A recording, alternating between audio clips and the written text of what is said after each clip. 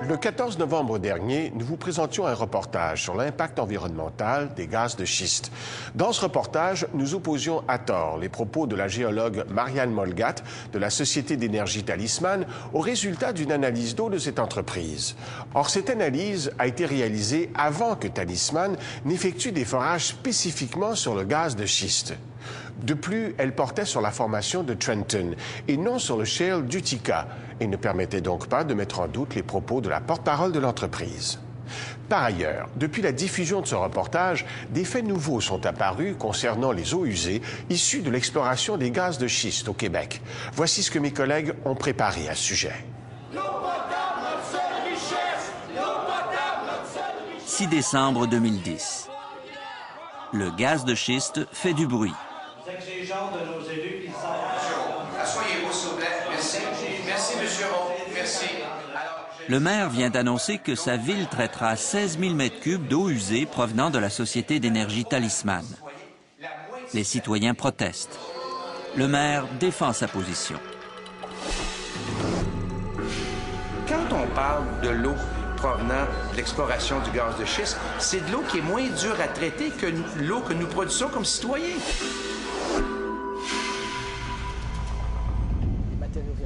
Pourtant, Yves Comeau, spécialiste réputé du traitement des eaux usées, est loin d'avoir les certitudes du maire Lévesque. Il n'est pas prêt à recommander qu'on traite ces eaux dans toutes les stations d'épuration. Prend une station d'une certaine capacité qui soit capable de traiter une petite partie de ces effluents parce qu'on a un besoin de dilution pour des composés comme des sels. Si on a des chlorures, par exemple, du sodium qui sont en concentration souvent élevée dans les eaux de forage, il faut pouvoir, par dilution, les traiter. Sur ce point, la station de Trois-Rivières se qualifie. Elle a une forte capacité de traitement. Ces grands étangs aérés grouillent de bactéries qui dégradent la matière organique. Mais pas les chlorures. Ça va plutôt les distribuer également, si on veut, dans l'ensemble du système.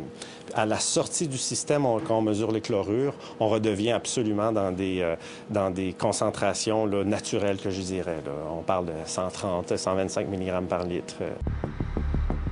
Encore faut-il que les eaux usées qui arrivent à la station présentent des concentrations en chlorure qui ne soient pas trop élevées.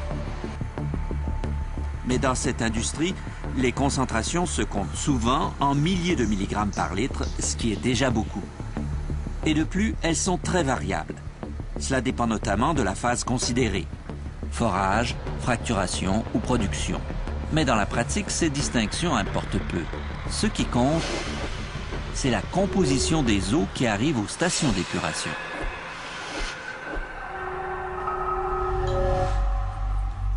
Là-dessus, l'expérience de la station de Drummondville n'est pas rassurante.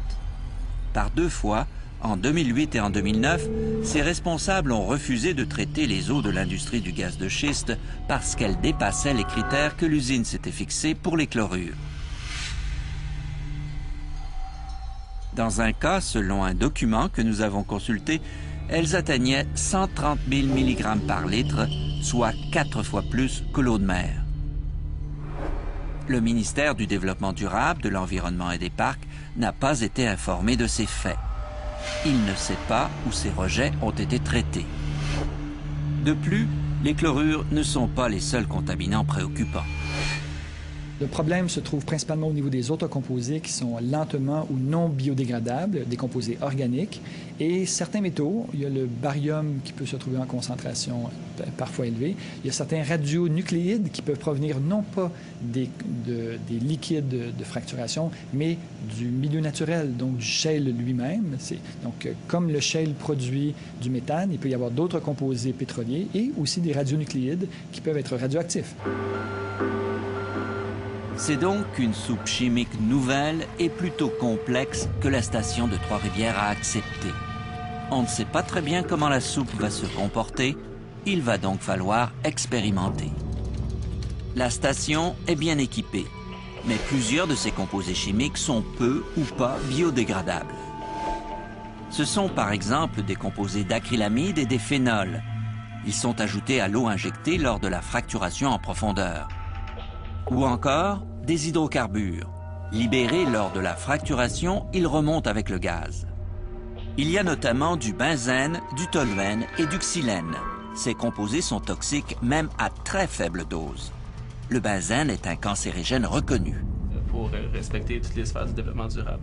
Étudiant au 2e cycle à Polytechnique, auteur d'un rapport déposé au BAP avec ses collègues, Marc-André Legault s'inquiète de ces composés toxiques.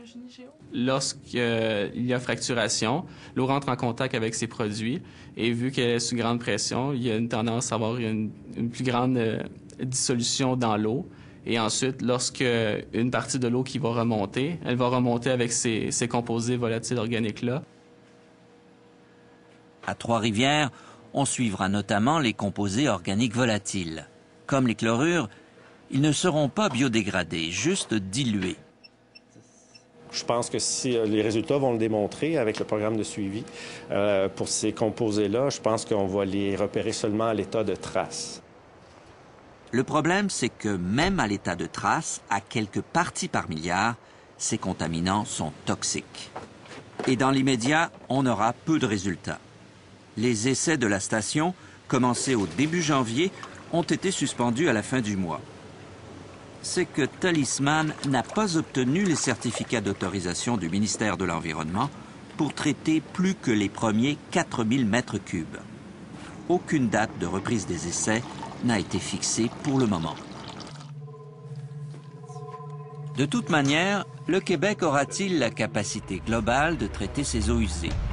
Selon le ministère des Affaires municipales, seulement 11 stations d'épuration se qualifieraient, mais on limitera les volumes. Si bien qu'au total, on ne pourra traiter que 100 camions-citernes par jour, ce qui est nettement insuffisant pour les besoins de l'industrie. Sur ce plan, l'exemple de la Pennsylvanie porte à réfléchir. Là-bas, à la faveur d'un développement rapide, les stations d'épuration ont été prises d'assaut par les camions de l'industrie du gaz de schiste. On a traité et rejeté allègrement dans les rivières. Mais bientôt, de sérieux problèmes sont apparus.